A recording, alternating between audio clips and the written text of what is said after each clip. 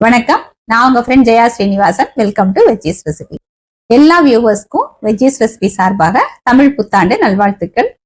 நம்ம சேனல்ல தமிழ் புத்தாண்டுக்கான ரெசிபிஸ் நம்ம பார்த்துட்டு இருக்கோம். அந்த வரிசையில இன்னைக்கு எல்லா பண்டிகைக்குமே நம்ம பண்ணக்கூடிய புளியோதரை பண்ண போறோம். புளிக்காய்ச்சல் காய்ச்சி பண்றது அப்படிங்கிறது நிறைய டைம் எடுக்கும்.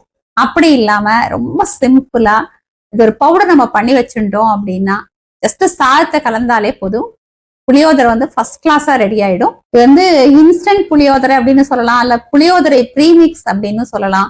இந்த பவுடர் இந்த பண்டிகைக்காக மட்டும் இல்ல, ப்ரிப்பேர் பண்ணி நல்லா ஏர்டைட் டப்பால போட்டு வச்சுட்டோம்னா ஈவன் லஞ்ச் பாக்ஸ்க்கு டக்குன்னு ஒரு லஞ்சுக்கு நம்ம ஏதாவது சாதம் கலக்கணும் அப்படின்னு நினைச்சா கூட நம்ம ஈஸியா கலந்துடலாம்.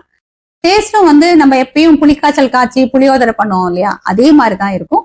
ஃபர்ஸ்ட் டைம் சேனலை பாக்குறீங்கன்னா ப்ளீஸ் சப்ஸ்கிரைப் பண்ணுங்க. பெல் ஐக்கானை கிளிக் பண்ணி ஆல் ஆப்ஷன் கொடுத்துட்டீங்கன்னா நான் போடக்கூடிய எல்லா வீடியோஸும் குயிக்கா வந்து உங்களுக்கு ரீச் ஆகும். வாங்க ட்ரெடிஷ்னல் டேஸ்ட்ல இன்ஸ்டன்டா பண்ணக்கூடிய புளியோதரை ப்ரீமிக்ஸ் குயிக்கா எப்படி பண்றதுன்னு பார்க்கலாம். ஒரு கப்பு அரிசி, அதாவது 150 கிராம் இருக்கு. நல்லா வாஷ் பண்ணிட்டு நம்ம எப்பயும் ஜலம் விடுவோம் இல்லையா, அதோட அரை கப்பு கம்மியா விட்டுருக்கேன். இது ஒரு 10 நிமிஷம் ஊற வச்சிருக்கேன்.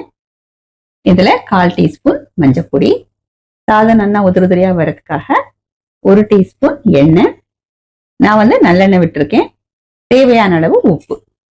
இப்ப நம்ம சாதம் பண்ணி எடுத்துடலாம். இப்ப சாதம் வேகட்டும், அதுக்குள்ள நம்ம அந்த புளிக்காய்ச்சலுக்கான பொடியை ரெடி பண்ணிட்டு சாதம் வந்ததும் உடனே கலந்துட வேண்டிதான்.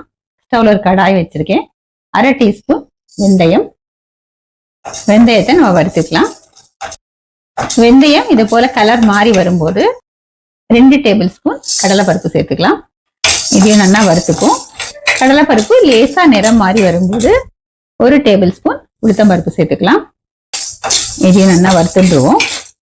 உளுத்தம்பருப்பும் லேசா வறுபட்டதும் 1/2 டீஸ்பூன் மிளகு, 10 காஞ்ச மிளகா, இது எல்லாத்தையும் நல்லா வறுத்துப்போம். பருப்பு வந்து பச்சை வாசனை போக நல்லா வறுபடணும்.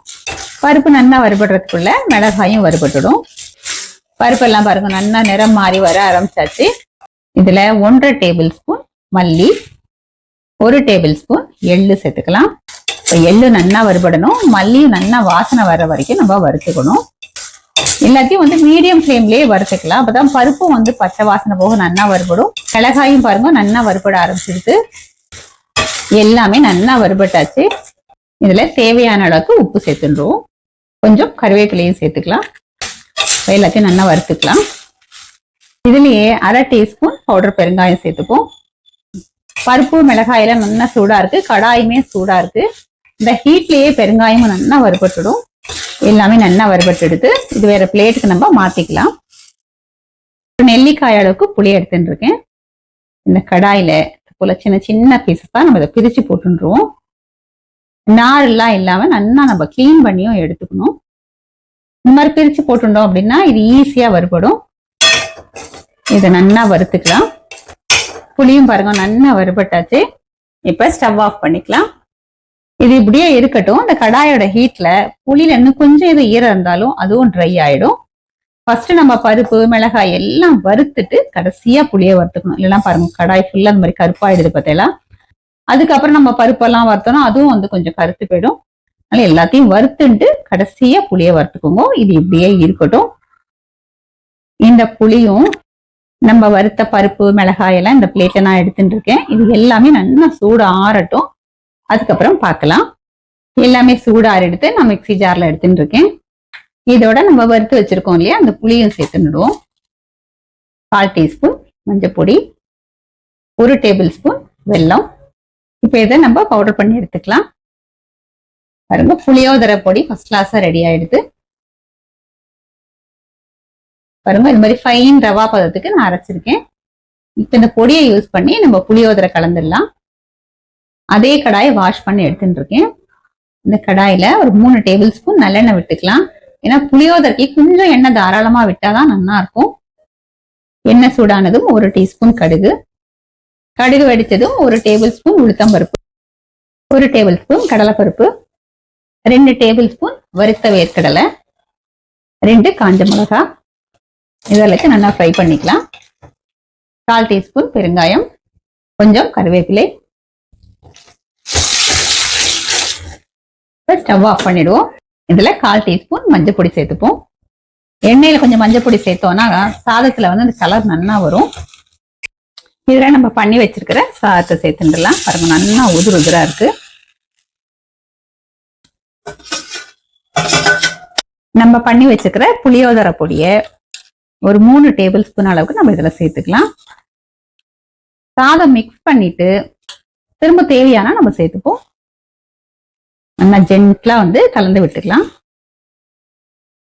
சாதம் நல்லா சூடு ஆறினதுக்கு அப்புறம் சேர்த்துக்கோங்க. சூடா இருக்கும்போது சேர்த்துட்டோம் அப்படின்னா நம்ம இது போல மிக்ஸ் பண்ணும்போது சாதம் குழைய ஆரம்பிச்சிடும். கலக்கரிசியே பார்த்தேன் நல்லா புளியோதரை வாசனை அப்படி சூப்பரா இருக்கு. நல்லா மிக்ஸ் பண்ணியாச்சு. நம்ம சேர்த்து அந்த 3 டேபிள் ஸ்பூன் அளவு புளியோதரை பொடி வந்து இந்த சாதத்துக்கு கரெக்டா இருக்கு. கலரும் பாருங்க நல்லா பிரமாதமா வந்திருக்கு. நம்ம ஆல்ரெடி இந்த பொடியிலையும் உப்பு சேர்த்திருக்கோம். சாதம் வேக வைக்கும் போதும் உப்பு சேர்த்திருக்கோம். மேல் உப்பு ஒரு 1/4 டீஸ்பூன், அதிகமா சேர்க்க வேண்டாம், இது கரெக்டா இருக்கும். கொஞ்சமா சேர்த்துட்டு இந்த உப்பு ஈவனா மிக்ஸ் ஆகிற அளவுக்கு நல்லா கலந்து விட்டுடலாம். இன்ஸ்டன்டா பண்ணக்கூடிய புளியோதரை வந்து பர்ஃபெக்டா ரெடி ஆயிடுது. இது ஒரு 1/4 மணி நேரம் நல்லா மூடி வச்சுட்டு அதுக்கப்புறம் நம்ம சர்வ் பண்ணோம் அப்படின்னா இந்த சாதம் வந்து இந்த பொடியில இருக்கிற காரம், இந்த புளிப்பு எல்லாத்தையும் நல்லா அப்சர்வ் பண்ணிட்டு டேஸ்டா இருக்கும். நம்ம யாருக்காவது சர்வ் பண்ணா கூட இது இன்ஸ்டன்டா பண்ண புளியோதரை அப்படிங்கிறது தெரியவே தெரியாது. அந்த அளவுக்கு ரொம்ப டேஸ்டா இருக்கும். நம்ம அரைச்ச பொடி பாருங்க, இன்னும் இந்த அளவுக்கு மிச்சம் இருக்கு. இன்னும் 2 டம்ளர் சாதம் வந்து இதுல நம்ம கலக்க முடியும். இதை அப்படியே ஒரு ஏர்டைட் பாட்டில ஸ்டோர் பண்ணி வச்சுட்டோம்னா நமக்கு தேவையான போது புளியோதரை ஈஸியா பண்ணிக்கலாம். இப்ப இந்த புளியோதரையை நம்ம சர்விங் பவுலுக்கு மாத்திக்கலாம். நம்மளுடைய இன்ஸ்டன்ட் புளியோதரை இல்ல புளியோதரை ப்ரீமிக்ஸ்ல கலந்த வந்து புளியோதரை சாதம் பர்ஃபெக்டா ரெடியா எடுத்து சுவாமிக்கும் நைவேத்தியம் பண்ணியாச்சு. கலரா ஆகட்டும், இந்த பிளேவர் எல்லாமே வந்து நம்ம புளிக்காய்ச்சல் காய்ச்சி பண்ணா எப்படி இருக்குமோ அதே மாதிரி இருக்கு.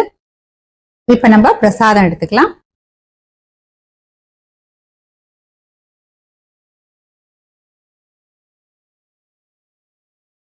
ரொம்ப நல்லா இருக்கு. அவ்வளோ டேஸ்டா இருக்கு. நல்லா எண்டு வாசனையோட பிரமாதமா இருக்கு.